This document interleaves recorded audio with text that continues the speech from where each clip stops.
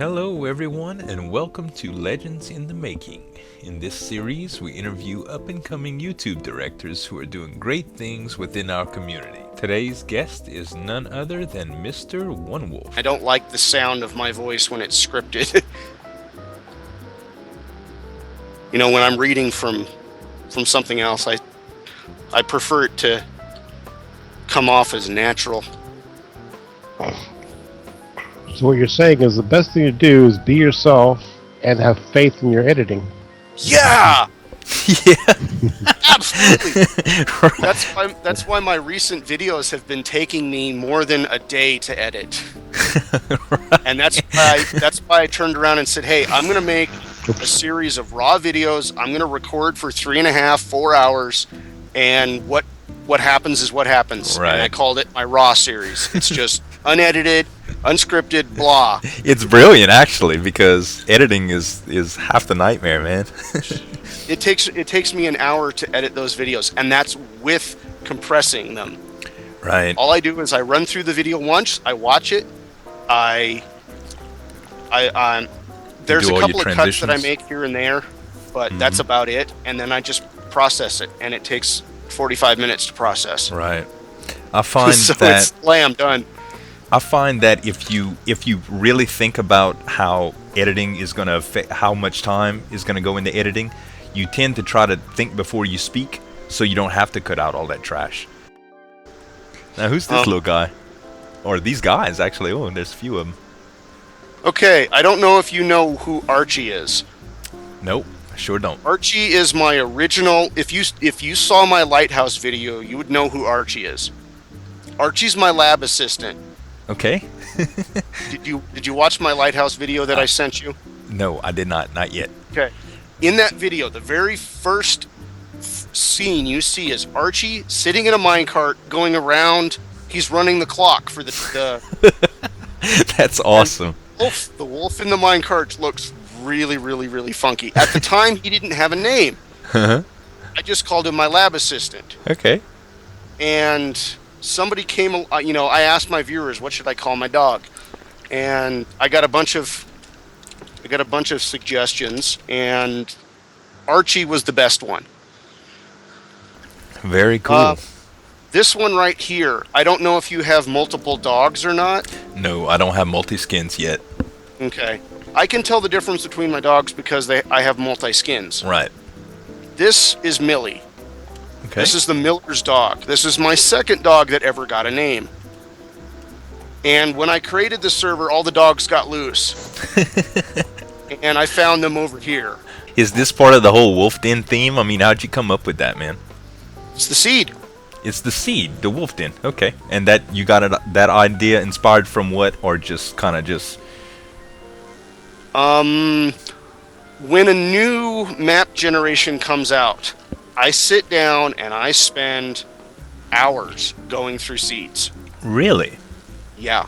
That's very interesting. When I first started, when I first learned what seeds were, I went out and looked for some cool seeds. And the most famous seed out there that I could find back in the 1.7, 1.6 was Archspore. Really? It was the most epic seed. There was tons of videos about it, tons of forum posts about it. It was really big. It wasn't as big as, say, 404. 404 was the biggest, most probably. Right, simply because it was, it didn't have, if I don't know what your view distance is. It's set at normal. Like I have no field of view increase. Okay, but can you see these cliffs? Yeah. Okay, Archspore had tons of these cliffs. Oh, wow. Okay. You were just surrounded by these cliffs, and they were everywhere. And I think that's what attracts most of the people from cool seeds is the mountainscapes, because plains and desert and all that stuff is really nice, but the way that the terrain generates with mountains and stuff is definitely what catches my eye. Like the other day when we were talking and I saw that mountain behind you when you were doing your texture pack video, that's the first thing that caught me. I was like, whoa, that's an epic mountain behind you. Right.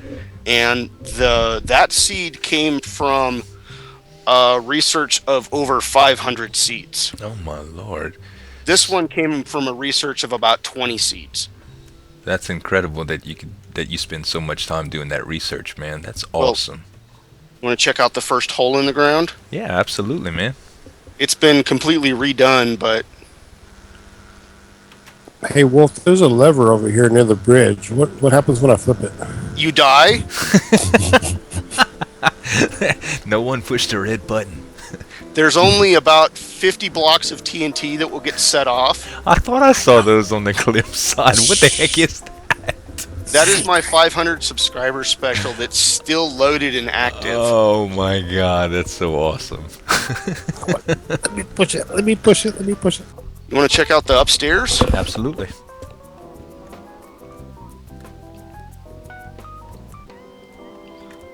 When I was working on this, I was thinking of an Old West saloon. Right? I don't know if you... what does the wood look like on the default John Smith texture? It is, I think it's just basic planks. I don't think I have the updated one yet, so it's kind of, I guess I should say each block is 3 panels deep and staggered. Okay. I'm using... this is built out of pine planks, so Okay. it's supposed to be a darker color than the normal planks. It isn't incredibly dark, but it isn't real light either. Okay. And because I wanted it to go with the black nether brick floors. Okay, and I'm And I seeing know- red nether brick. Right. I know John Smith has a different nether brick. Right. I used to have that, and I changed it out. I've got black instead. Yeah, for everybody to get the full effect, they'll definitely have to see it from your perspective. Oh yeah.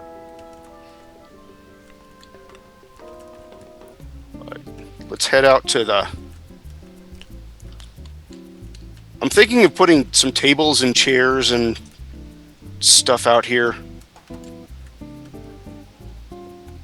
It would be cool if you can do a canopy to protect it against the snow too, Yeah. because it's horrible to see all the snow all the time. That was a big aggravation when every once in a while when they do updates, you get biome alignments and the weather goes haywire. Yeah, this was actually the first biome change that I was happy with. Really? Between 1.0 and 1.1, Mm-hmm. I was happy that it snowed. Really? There's a big reason why I'm happy that it snowed. Okay. I was just about to start working on my automated melon farm. And the opportunity to create an automated farm with ice blocks was a big bonus. Really? An automated form with ice blocks? How's... Here, let me show you. Okay. We fly again. I'm very I unfamiliar actually with did ice. it. I actually did it with the reed farm, but I don't know how well the server is going to handle the reed farm. A lot of stuff going on there. That's an awesome structure right there.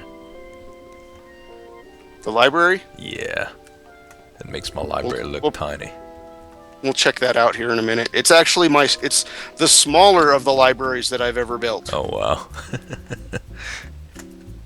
But here is Archie's automated melon farm. Go ahead and step through the door and land on the pressure plate.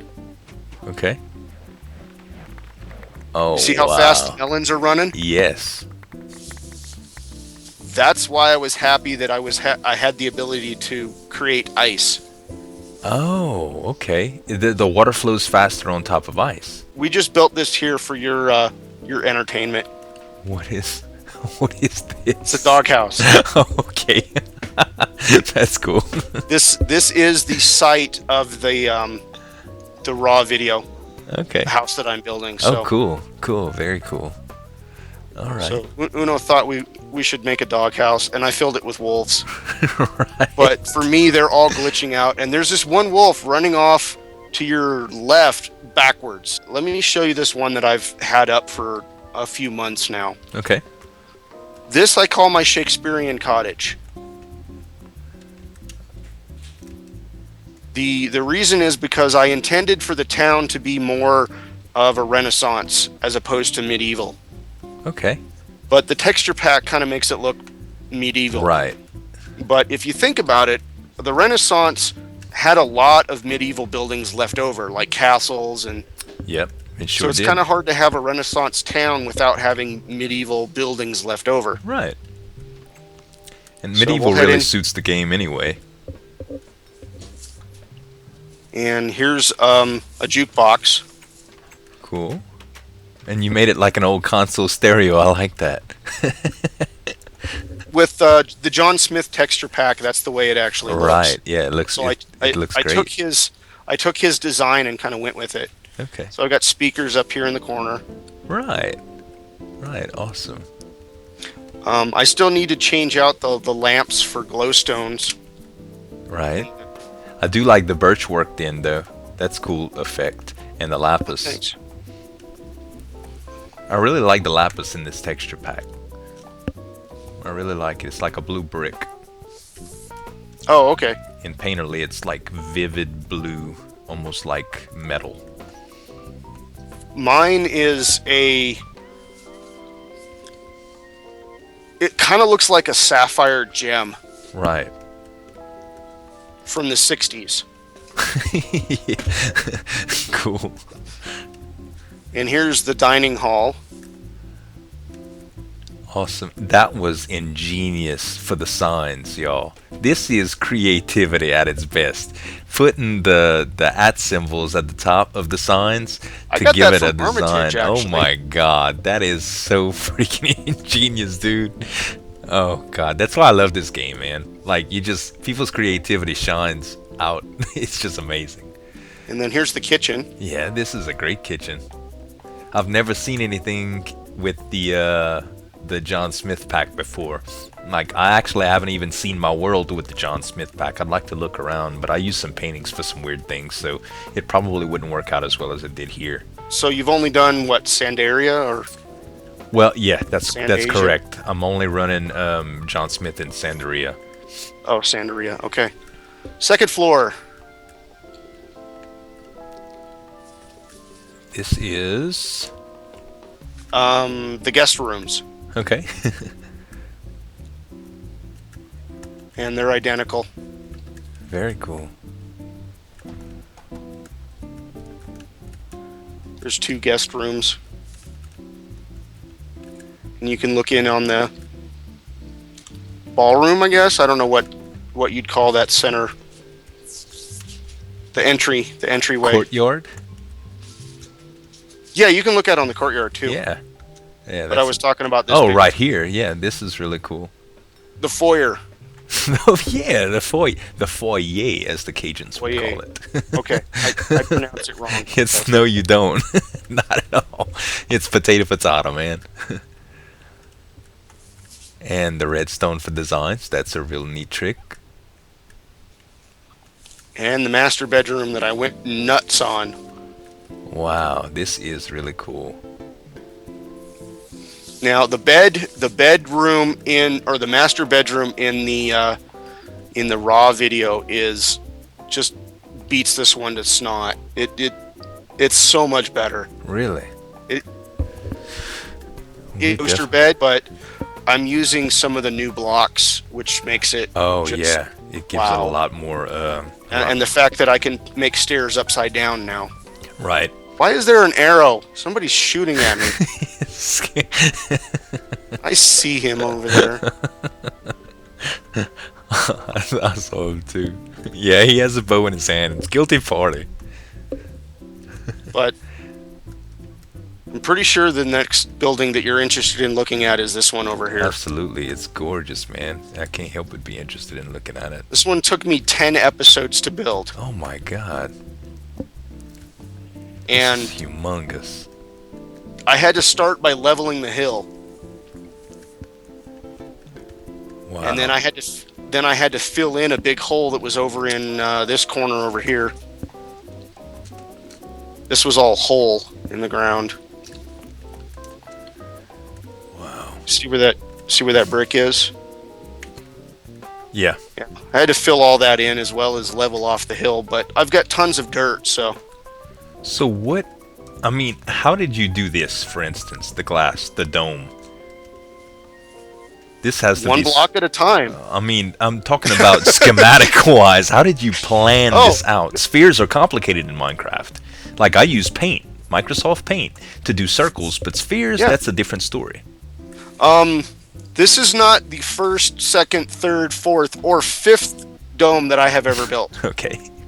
I have built a lot of domes, and yes, I've used Microsoft Paint to build domes. Right. This dome is small compared to... I haven't built spheres. I have not built spheres. I built domes. I have a large 60 by 60 dome that I built 30 blocks underwater. Oh my God. It's in the Archspore world, and yes, there's about 5 videos of me building my Archspore dome. Oh my God. That's incredible, dude. But it was built on a server, and I wasn't doing it alone. Right. But I did use Paint to lay out the circle, and then I just kind of worked up Some from there. trial and error. Yeah, that's cool, man. This one I drew out the circle for this ring here. But MS Paint comes out wrong. So often the times what I do is I take an apex, like this point right here, and I say, okay, it's 5 wide. And then I make the next one 4 blocks, and then 3 blocks, and then 2 blocks, and then fill in whatever's left over. Right. But that didn't work, so I went 3, 2, and then the singles in 1 between. and 2 and 3. Yeah, that's cool. So I've gotten used to building circles in Minecraft that I don't even have to bring up Paint anymore. Right. I can just lay it out and say, okay, I'm going to start with 5 and then go 3 and then 2 and just count it. Right, until it looks right. That's cool. Very But cool, man. the dome is a different story, of course. What I did is, at this point where it turns into singles, I did a couple of singles, and then I went back to the vertical, to where I'm making a wall of 3. So you take like a cross section of what you want it to look like. You draw it in something like Paint, and then you figure out the numbers that you need from there.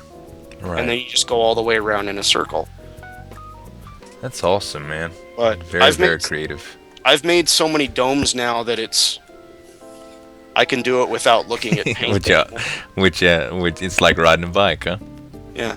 That tower over there, I didn't use any drawings at all. I Just by hand. I used Minecraft to draw it out, basically. Right. But Cool. What inspired you to do the library like this? It's a great design. it's a combination of 2 buildings near where I work. One is the college. The college has a 3rd floor elevated library with pillars underneath it. Oh, cool. So their library, they recently built this library, and it extends out over, I'm not sure, I'm thinking the parking lot, but you don't actually drive under it. It extends out over a courtyard, Okay. and the books are up on the second shelf, or Right. second floor. Second floor. So that's where I got the idea to do the pillars. But I like the pillars. It's interesting. It's different. this portion of the library, the part that sticks out, it was intended to be semi-round. And that is from one of the buildings at the high school that's across the street from the college. And I drive by both of these buildings every day. Okay. So Cool. it's a combination of the library from the college and a building on the high school. Awesome, man. And then it wasn't actually supposed to have a peaked roof, it was supposed to have a flat roof. And I started by adding the dome, thinking, oh, dome will look cool. I could put a dome on top. Right? And then I stood back and looked at it and said, it really doesn't go with the rest of the town because the rest of the town has these arched roofs and the dragon figureheads on top. These things. Ah, I broke it. I keep forgetting I'm in creative. Right. So, it's got these dragon's heads. The dragon heads were actually given to me by a guy named John Lee. He looked at... I put up some, a really cheap-looking dragon head, very small, and he sent me some screenshots and said, hey, try one of these. So I did, and I think it looks a lot better. It looks cool. I like it. But I like to have my world interactive as much as I can. Right. So people have given me suggestions, like the Dragon Bridge was suggested by another. I built the bridge just flat and normal, and one of my subscribers said, hey, make a dragon bridge.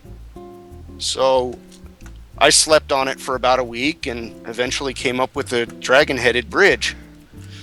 Very cool. Had to tear it apart and rebuild it 4 or 5 times. To get it right. But I was also building and recording at the same time, so it made it a lot more difficult.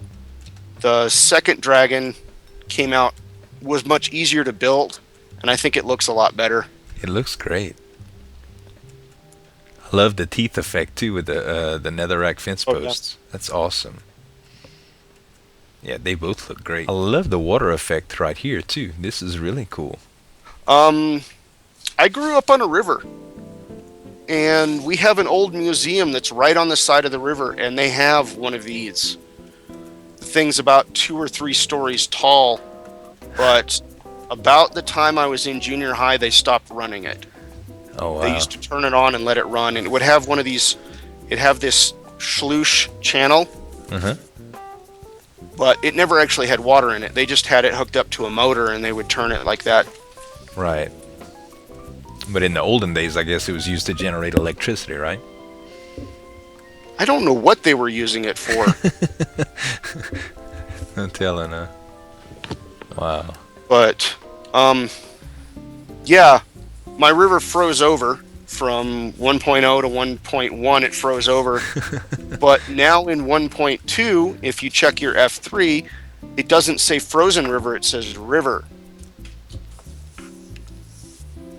Yeah, it sure does. Just river. So what I'm going to have to do is I'm going to have to come along and melt all the ice again to get my river back. Right. I originally wanted to have boat tours coming up my river. Yeah, that would be really neat. What's the one thing you would add to the game if you could, OneWolf? Probably something from Better Than Wolves. Okay.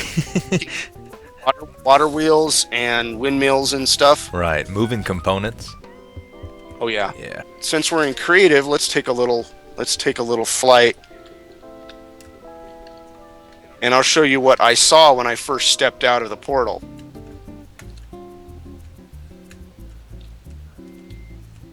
The portal was here on this ledge. Okay. Oh wow, so you just saw the lava lake underneath us. A huge lava lake below. Now, how far along had your base and your town come before you decided to build a nether portal? Let's see. Decided to build another portal, or actually went and did it? Well, for the setup that you currently have, like, did you do the design prior, put the nether portal down, then think, oh well, I hope this doesn't come out in a crazy place, and and you got this? It did. It did come out in a crazy place. Right. Right below me. Oh my lord. There's a cave underneath this lava ocean. Really? Yeah. Oh wow. I originally built the portal near my work, that first place that we visited, the workshop. Built the portal there, and it came out under there. Oh wow. But yeah, everything from there down to the lava pit was all nether brick. Oh wow. And that's what I used to build the library. Okay. And then all of this got taken out too. Wow. But this is actually 4 nether fortresses. Oh good lord. All in a line. Yeah, this is big, man. The cavern is giant too. Look at this cavern. It's incredible. I got far render distance on, and I mean it's just from lava level. When you look up, it's just like, oh my god. Need to put signs up so people don't get lost. Because if I wouldn't have you as a tour guide, I'd be perfectly honest with you. I think I'd just die and respawn because I'm Yeah. lost. Problem is, we can't do that. We're in creative. Right. The only video that I watched today was Armitage's latest video, and near the end, he actually gives me a decent shout out. Or no, it's he goes through his donor village again, and then at the end of that section, he says, "This guy is one of those undiscovered gold mines for a channel." He says, you know how a lot of servers have these really awesome, epic, huge buildings that a lot of people get together and build one big, huge thing? Mm-hmm. Well, this guy does it all by himself. Right. And I was like, wow. What? Kick ass, man. I was like when I felt so humble when I did your shout out because I was like, there's no way I can top what One Wolf said. And that's why this interview thing was such a good idea, because when I saw your channel, before I was even thinking about the marketing aspect of it all, I was just like, this guy is absolutely brilliant. He's got a really, really good setup going. When I saw your town, I had never seen John Smith before. So everything was just kind of like, wow, this is what digging gets How long you. have you been watching Armitage? I haven't watched Armitage at all. Zero. Oh, okay. Because I shouted out you and Disdain at the same time. Yep. I remember And that. you guys both have really, really good series. Your editing is amazing, though. Thanks, man. So I'm since I really haven't met either of you guys personally until like recently. I just talked to Disdained this weekend, but he's been following Armitage a lot. So I'm sorry if I get you guys confused. Well, guys, I think we'll wrap up this session of Legends in the Making by thanking our guest, Mr. One Wolf, for being here and his awesome contribution to our wonderful community. Yeah, Legends in the Making, man. You're a legend in the making. I'm trying to make it. I think we all are, man. Well, thanks so much for joining us, man. We really appreciate you being on the episode, and thank you all, guys, for tuning in. This is Zueljin and One Wolf signing off, and y'all have a great one. Have a good day.